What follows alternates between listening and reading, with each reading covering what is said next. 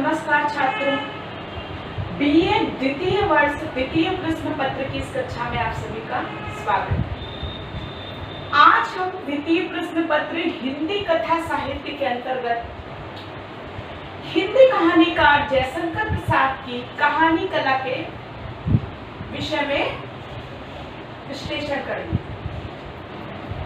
जयशंकर प्रसाद, जैसा कि हम सभी जानते हैं कि जयशंकर प्रसाद छायावादी कवि,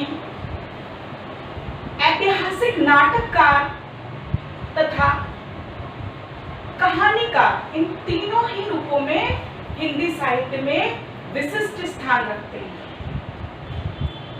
तथा प्रसाद कथा साहित्य में यदि हम देखें तो भाववादी विचारधारा के पोषक साहित्यकार माने जाते हैं। इनकी कहानियां अपने कथ्य तथा शिल्प के माध्यम से आदर्श की प्रतिस्थापना का स्वर मुखरित करते दिखाई देती है। जैसा कि हम सभी जानते हैं कि जयशंकर प्रसाद मात्र साहित्यकार ही नहीं वरन हिंदी सभ्यता एवं संस्कृति के पोषक भी थे।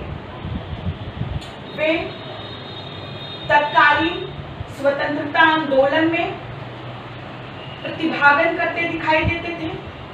ना जाने कितने ही क्रांतिकारियों की पत्रिकाओं हेतु धन वे उनको देते थे तथा सबसे महत्वपूर्ण कार्य जो उनके द्वारा किया गया वो अपनी रचनाओं, अपने साहित्य के माध्यम से नवयुवकों में राष्ट्रीय चेतना का संचार करना था। वे अपनी रचनाओं के माध्यम से देश के युवाओं को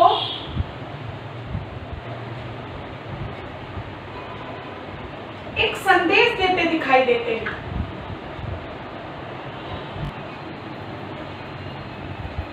युवाओं को संदेश देते दिखाई देते हैं कि किस तरह वे स्वतंत्रता आंदोलन में अपनी मातृभूमि के हित के लिए सर्वस्व उत्सर्ग करने के लिए तैयार हैं।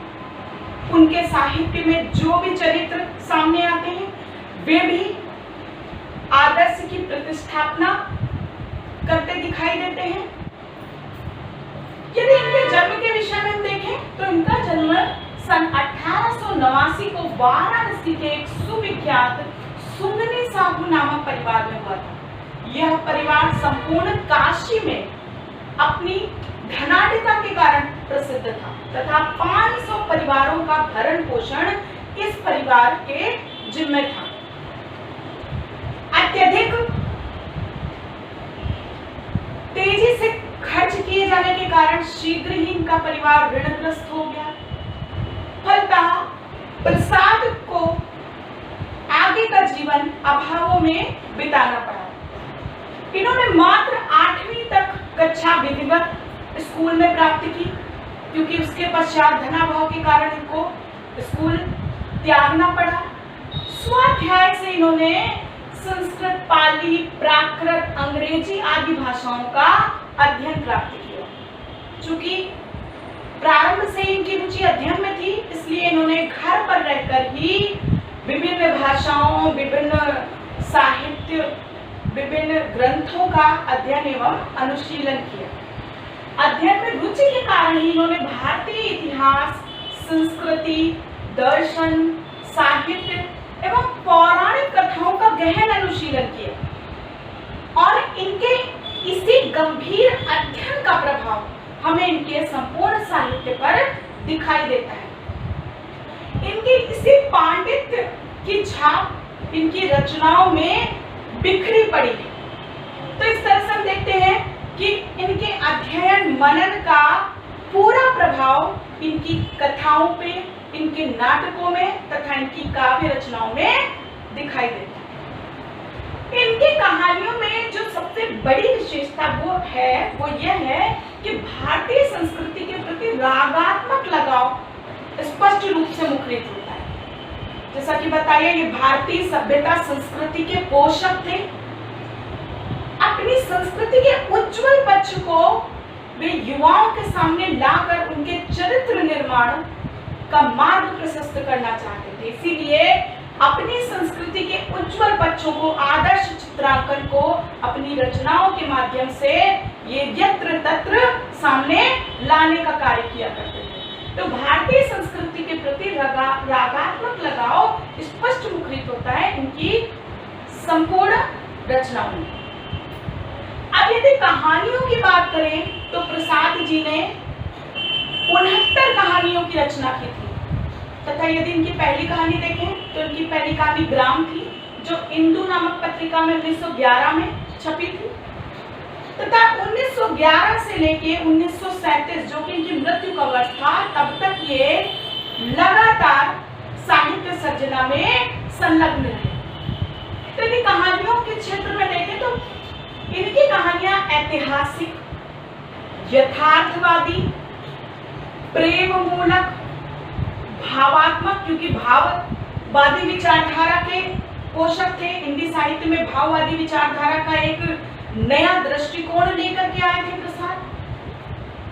आदर्शवादी, इनकी कहानियों में आदर्श का स्वर पूर्ण प्रतिबद्धता के साथ मुखरित होता है।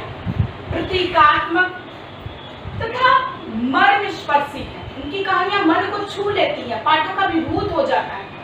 कुछ देर के लिए वो अपने व्यक्तिगत राग द्वेष से मुक्ति पा जाता है।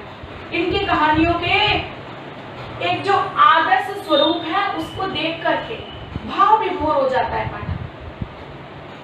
दूसरी महत्वपूर्ण विशेषता है इनकी कहानियों के अंतर्द्वंद। इनकी कहानियां अंतर्द्वंद को सामने लाती दिखाई देती। इनकी सभी कहानियों में पात्रों के जीवन में अंतर्द्वंद को प्रमुख स्थान मिला है, चाहे वो आकाशदीप की चंपा हो या पुरस्कार की मधुलिका। पुरस्कार कहानी में हम देखते हैं कि मधुलिका जो कि सिंह मित्र की कन्या है, किस तरह से उसके पिता राष्ट्र के लिए बलिदान देते हैं, परंतु मधुलिका को यथेष्ट सम्मान नहीं मिलता है। वह नगर के बाहर कुटी बना करके रहने लगती है। एकाएक उसके जीवन में प्रवेश होता है अरुण का, जो कि विरोधी राष्ट्र का राजकुमार है। दोनों में प्रेम संबंध स्थापित हो जाता है और मधुलिका को जब ये पता चलता है कि अरुण उसके राष्ट्र पर आक्रमण करके जीतने की योजना बना रहा है, तब वो राजा के पास जाकर स्वयं अरुण के कुचक्रों की सूचना राजा को देती है। राजा अरुण को मृत्युदंड देते हैं, पकड़ लेते हैं। बदले में मधुलिका से कहते हैं कि अब तुम अपने लिए पुरस्कार मांगो। तो मधुलिका अपने व्यक्तिगत प्रेम का मान रखते हुए कहती है कि मुझे भी अरुण के साथ मृत्युदंड मिले। तो इस तरह हम देखते हैं कि उसके मन में अंतर्द्वंद जन्म लेता है। वो झूलती रहती है कि अपने प्रेमी का साथ दे या राष्ट्र की रक्षा करे, और अंततः आदर्श की प्रतिष्ठापना करते हुए, उज्जवल चरित्रांकन करते हुए प्रसाद जी ने उसको राष्ट्र हित चुनने की ओर प्रवृत्त होते हुए दिखाया है। तो इस तरह अपनी कहानियों के माध्यम से वे समाज के सामने उदाहरण प्रस्तुत करते दिखाई देते हैं कि किस तरह हमें अपनी मातृभूमि की रक्षा को प्रमुखता देनी चाहिए, उसके आगे व्यक्तिगत लाभ छोड़ देने चाहिए। इनकी कहानियां इतिहास और कल्पना के ताने बाने से रची गई, चाहे वह ममता कहानी हो, प्रारंभ में ही रोहताश दुर्ग का वह प्रखंड पोस्टर, हुमायूं बादशाह की घटना। तो इस तरह से इतिहास और कल्पना के ताने बाने से रची इनकी कहानियां जो हैं वो एक विशिष्ट प्रभाव को अंकित करती हैं पाठक के मन में। पाठक कुछ देर के लिए सब कुछ भूलकर इनकी कहानियों का ही भाग स्वयं को मानने लगता है तथा इनकी कहानियां एक अलग तरह के अंत को प्रकट करते हुए दिखाई देती हैं, जिसको प्रसादांत कहा जाता है। अर्थात प्रसाद जी समस्या को सामने लाते हैं तथा उसका समाधान, उसका आदर्श रूप भी हमारे सामने अंत में प्रकट करते दिखाई देते हैं। इसलिए इनकी कहानियां और इनके नाटकों के अंत को प्रसादांत अंत की उपमा दी जाती है। अब हम देखते हैं इनकी कहानियों की अन्य विशेषताएं क्या है। तो भारतीय संस्कृति के उज्जवल पक्ष का चित्रण, यानी इन्होंने भारत के वैभव का, अतीत की समृद्धि का, अतीत के स्वर्णिम पक्ष का चित्रण किया है, जिससे कि युवा भावी जीवन में उससे प्रेरणा ले सके, उस आदर्श को अपने जीवन में उतार सके। राष्ट्रवाद, देशभक्ति की भावना प्रसाद जी में कूट कूट कर भरी हुई है।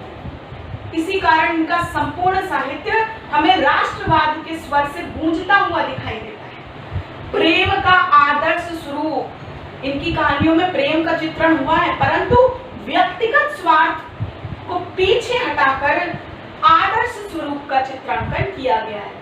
जैसा कि अभी हमने मधुलिका के चरित्र में देखा कि वो राष्ट्र के लिए अपने प्रेम को उत्सर्ग करती है, परंतु प्रेम का भी मान रखती है, स्वयं के लिए भी मृत्युदंड मांगती। इसी तरह गुंडा कहानी का ननकू सिंह कि अपने पन्ना के प्रेम के लिए किस तरह से वो अपने जीवन को समाप्त कर देता है, उसका एक एक अंग कट के गिर जाता है, परंतु वो पन्ना और पन्ना के परिवार की रक्षा दृढ़ता पूर्वक करता दिखाई देता है और बदले में उसे कुछ नहीं प्राप्त होता है। वो पन्ना के प्रेम की आकांक्षा नहीं करता, वरन अपने प्रेम के निर्वाह के लिए वे उदाहरण प्रस्तुत करते दिखाई देते। काव्यात्मक भाषा विधान ये इनकी कहानियों की एक बड़ी विशेषता बनकर उभरती है। जैसे कि हम जानते हैं कि जयशंकर प्रसाद कवि थे, तो उनकी वही काव्यात्मकता, वही गंभीरता, वही दार्शनिकता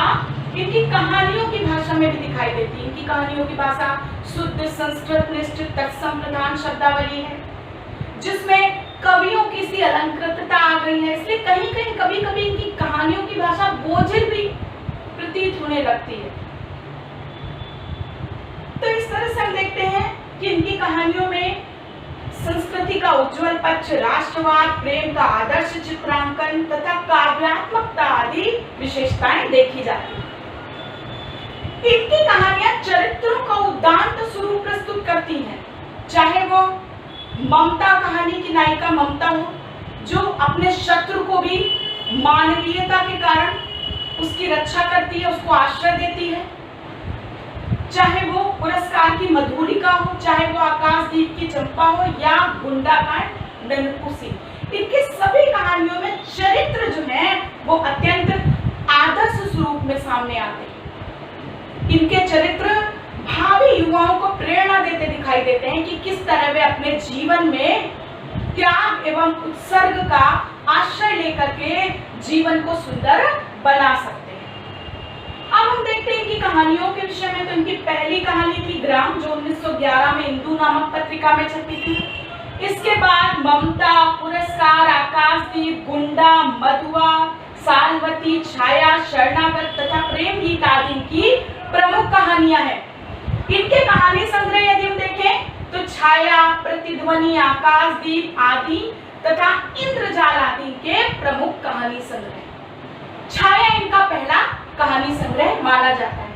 तो इस प्रकार हमने देखा आज कि जयशंकर प्रसाद की कहानी कला की विशेषताएं क्या हैं तथा किस तरह से उन्होंने भारतीय सभ्यता, संस्कृति के वैभव व अतीत को अपनी कहानियों का विषय बनाया है तथा संपूर्ण साहित्य को भारतीय सभ्यता व संस्कृति के उज्जवल पक्ष से परिचित कराने का पुनीत कार्य किया है। प्रसाद जी भाववादी विचारधारा के पोषक थे, तो भावुकता इनकी कहानियों का प्राण बनकर के उभरी है। ये यथार्थवादी साहित्य सर्जना करते भी दिखाई देते हैं। जैसे मधुआ कहानी इनकी है, जिसमें इन्होंने एक छोटे बच्चे के जीवन का, उसके संघर्षों का, उसकी कठिनाइयों का चित्रण किया है। तो ऐसा नहीं है कि सिर्फ भाववादी विचारधारा या कल्पना में ही घूमते दिखाई देते हैं। इनकी कहानियों में यथास्थान, यथार्थ का प्रयोग भी देखने को मिलता है। प्रसाद जी कहानी के क्षेत्र में प्रेमचंद के पश्चात दूसरा महत्वपूर्ण हस्ताक्षर बनकर के सामने आते हैं तथा कहानी साहित्य को इन्होंने ऐसी विशिष्टता से अंकित किया है जो युगों युगों तक इनके नाम को सुनहरे अक्षरों में अंकित रखेगी। प्रसाद की कहानियां युवाओं को नवचेतना प्रदान करती है। प्रसाद की कहानियां हमें प्रेम का उज्जवल रूप दिखाती हैं तथा प्रसाद की कहानियां अपनी भावुकता से, अपनी काव्यात्मकता से पाठकों को भाव विभोर करती दिखाई देती है। इस प्रकार हम देखते हैं कि छायावादी कवि तथा ऐतिहासिक नाटककार प्रसाद जी अपनी कहानियों से एक उच्चतम आदर्श अवश्य की प्रस्तुति करते दिखाई दो। धन्यवाद।